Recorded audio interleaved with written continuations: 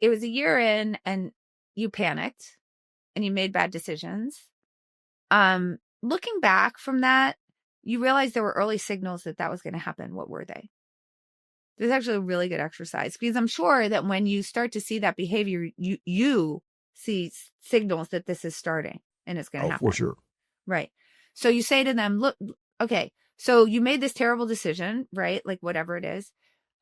Looking back, you realized, there were early signals that I was heading in that direction, that I was heading toward that type of panic or that type of poor decision-making. What were those early signals?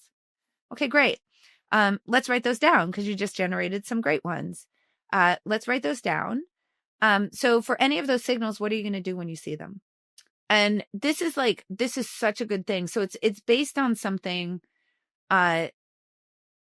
which is, I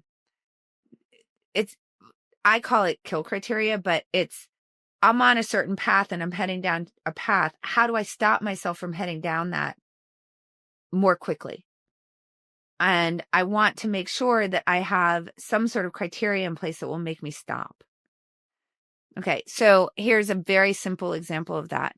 When people are climbing Mount Everest, they have something called a turnaround time. And the turnaround time is on summit day, no matter where you are in the mountain, if it's 1:30 p.m., you have to turn around. Just don't summit.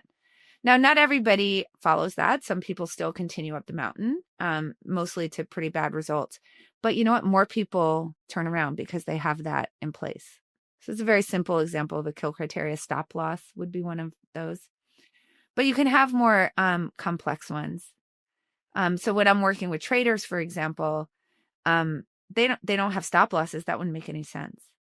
But what we do is we say, okay, what's your thesis? Why are you putting this risk on? All right, here's your thesis. All right, the trade has gone really bad. Looking back, what do you think the early signals were that told you that the trade was going to go poorly?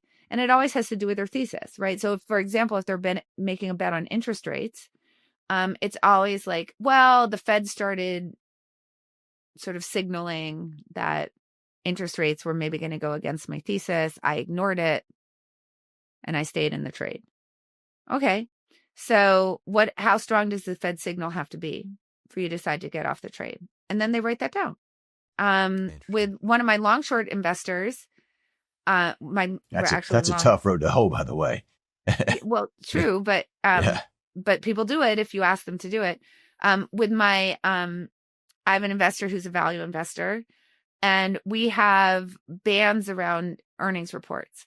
So basically, as long as the earnings report is within this certain band, you're literally not going to do anything. And if it falls below the band, we have a plan in place. And if it goes above the band, we have a different plan in place. So you have no reaction as long as it's within you've already decided what the band is, right? So it's not about, because generally the projections for earnings are a point estimate, but a point estimate isn't very helpful, right? You want to know sort of within what's my tolerance for below and above, and decide that in advance. And then if it's below or above, you've already decided what your reaction is going to be. So you can do that in this type of situation too. Things have gone poorly. Looking back, there were early signals that I was heading toward that type of reaction. What were they? When I see those signals, what am I going to do about it?